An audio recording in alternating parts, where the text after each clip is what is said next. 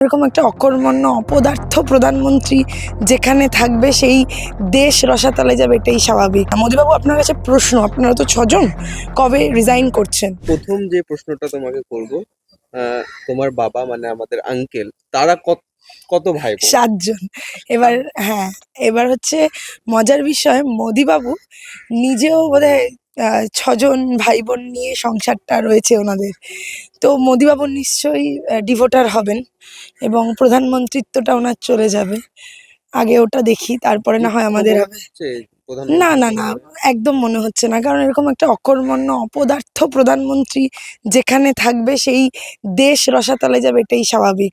প্রধানমন্ত্রী নিজে 6 জন ভাই বোন, অন্যদের ডিভোটার করছে এই 6 জন লিঙ্ক আপের জন্য। পশ্চিমবঙ্গে তার সংখ্যা বর্তমানে 23 লক্ষ ভোটার বাদ দিয়েছে। 6 জনের বেশি লিঙ্ক আপ হয়ে গেলে আর লিঙ্ক হবে না।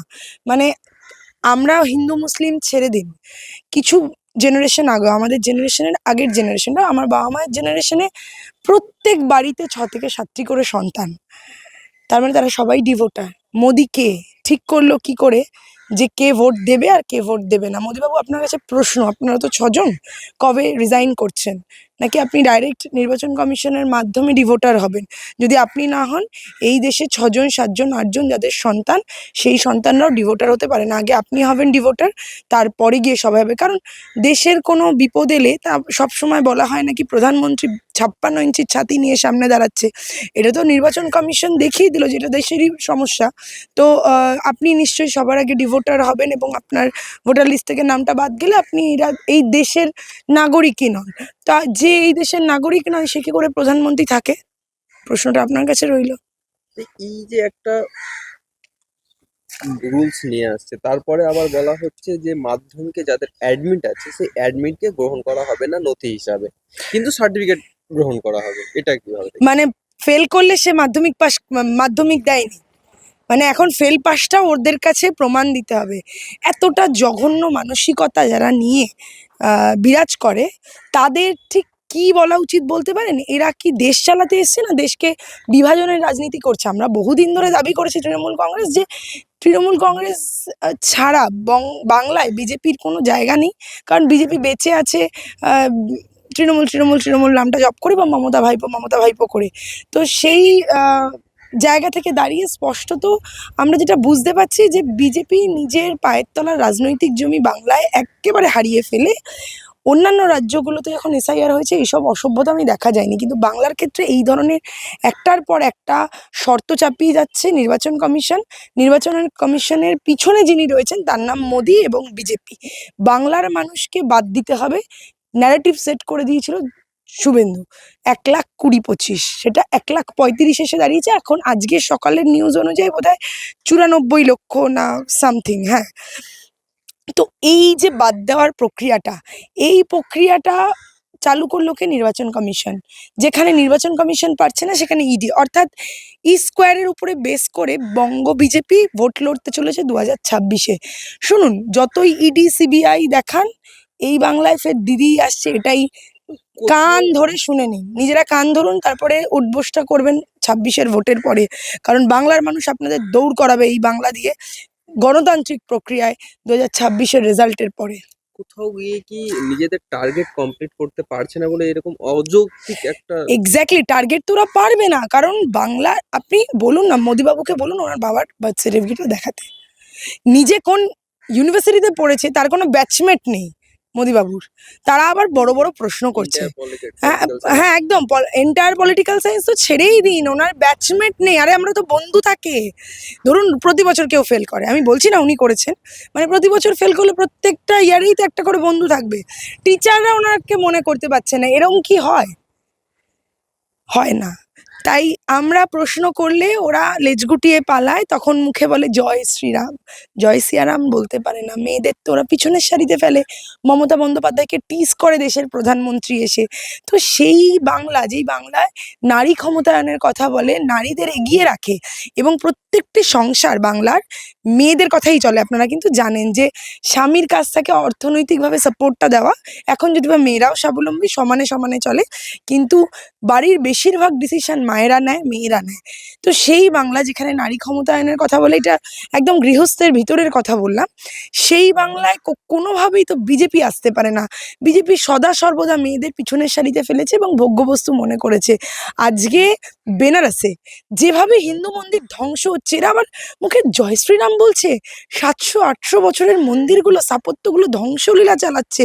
বুকটা কেঁপে উঠছে একজন হিন্দু হয়ে। এই বেলা হনুমান ভক্তগুলো সব চুপ না, গোবর খেকোগুলো এবার চুপ। এবার কি না করিডোর হবে, কি হবে করিডোর দিয়ে? আমার দেশের পুরাণে যেসব মন্দিরের উল্লেখ আছে সেগুলোকে ধ্বংস করে ফেলছে মোদি, অমিত শাহ। এরা কত বড় বুর্জোয়া, কত বড় ক্ষতিকারক বুঝতে পারছেন হিন্দু ধর্মের জন্য? যে অন্য ধর্মকে সম্মান করে না, সে কোনোদিনও হিন্দু ধর্মকেও সম্মান করেনি। শুধু মুখে ভোট কেনার রাজনীতি করেছে এই মোদি, অমিত শাহ, যারা দিনের পর দিন মানুষকে ডমিনেট করে হিটলারি শাসন জারি করার চেষ্টা করেছে, যেটা এই বাংলায় হয়নি বলে আজকে মানুষকে লাইনে দাঁড় করাচ্ছে। আপনারা দেখুন না, নোট ব্যান করে কি বলেছিল, কালো টাকা আসবে। এখন বলে কালো টাকা কি জানেই না, টপ করে আকাশ থেকে পড়লো মনে হয়। উনি বুঝতেই পারছে না কালো টাকা কি। তাহলে লাইনে দাঁড় করিয়ে এত মানুষকে মৃত্যুর মুখে ঠেলে দেওয়ার কারণ কি ছিল? এত মানুষের হয়রানির কারণ কি ছিল? কালো টাকা কি এখন আপনারা জানেনই না? কেন? মানে আগের কালো টাকার পরিমাণের থেকে আপনাদের কালো টাকাটা বেড়ে গেছে, ওই জন্য আপনাদের 7 স্টার পার্টি অফিস পাওয়া যায়, তাই না? কালো টাকা উদ্ধার হয়েছে বললে তো 15 লাখ টাকা দিতে হবে। হ্যাঁ, এবার কালো টাকা ওনারা তো পাচ্ছেন না দিতে, ওনাদের তো পার্টি অফিস ফর্ম করতে করতে ওনাদের টাকা চলে যাচ্ছে। 7 স্টার পার্টি অফিস কেউ দেখেছিল? এরা আবার বড় বড় কথা বলে, পৃথিবীর সবচেয়ে বড় রাজনৈতিক দল।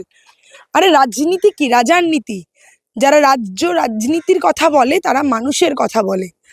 শুধু গুটি কয়েক আদানি আম্বানি বন্ধু নিয়ে চলে না।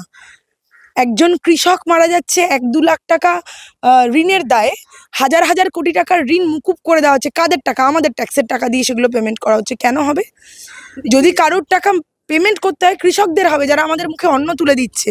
আজ বাংলায় কৃষকের মৃত্যু হার নীল।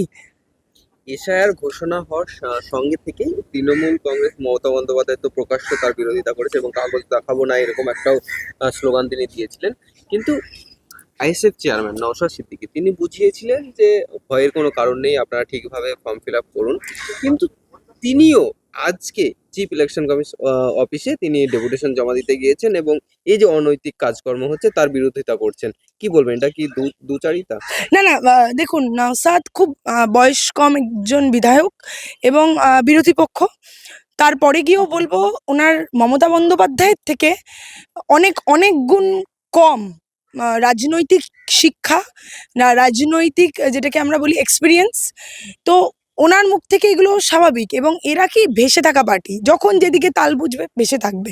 আইএসএফ এর অবদান কি বাংলার রাজ্য রাজনীতিতে? হঠাৎ করে গজিয়ে ওঠা একটা দল থেকে উঠে হট করে বিধায়ক হয়ে গিয়ে মানুষের কথা না বলে গলা ফাটালে মাইকে দাঁড়িয়ে কিছু হয় না। Mamata Bandyopadhyay street fighter. উনি যখন বিরোধী নেত্রী ছিলেন তখনও মানুষের কথা বলেছেন, মানুষের কাজ করেছেন এবং এপিক কার্ডের জন্য 13 জন মানুষের প্রাণ গেছিল এবং নিজের মাথায় বহু বহু সেলাই, সারা শরীরের হাড় ভাঙা।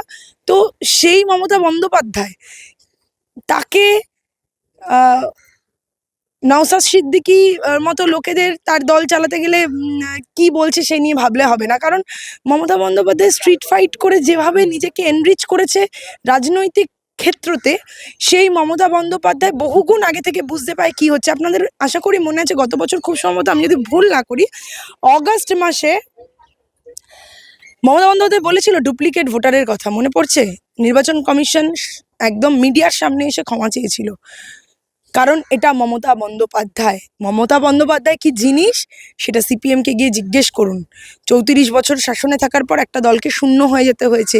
এই মমতা বন্দ্যোপাধ্যায় চোখে আঙুল দিয়ে দেখিয়ে দিয়েছে যে তিনি যেটা বলছেন বা করছেন সেটা বাংলার জন্য ভালো। তাই আজ একটা সিটও নেই বামফ্রন্টে। বামফ্রন্ট বেঁচে আছে সোশ্যাল মিডিয়ায়। আজকে বিজেপি বিরোধী একটা পোস্ট হলে দেখবেন সেই পোস্টে গিয়ে বিজেপির সাথে সাথে যারা যোগ দেয় তারা সিপিএম। বাংলা বাঙালির ওপরে এই পরিমাণ অত্যাচার চলছে, তখন কিন্তু সিপিএম এর বড় বড় মিছিল বেরোয় না, লালে লাল করে দেওয়া যায় না, হোক কলরব হয় না। কেন হয় না?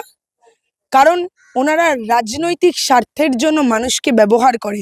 ঠিক বিজেপি যেমন নিজের গদিটা বাঁচিয়ে রাখতে ধর্মে ধর্মে বিভেদ ঘটায়, সেই রকম এই সিপিএমরাও এই বাংলার ধর্মে ধর্মে রাজনীতিকে উস্কানি দেয় এবং মুখে দেখায় সেকুলার, আলটিমেট বাংলা বাঙালির জন্য কোনো কাজ করেও না, ভাবেও না।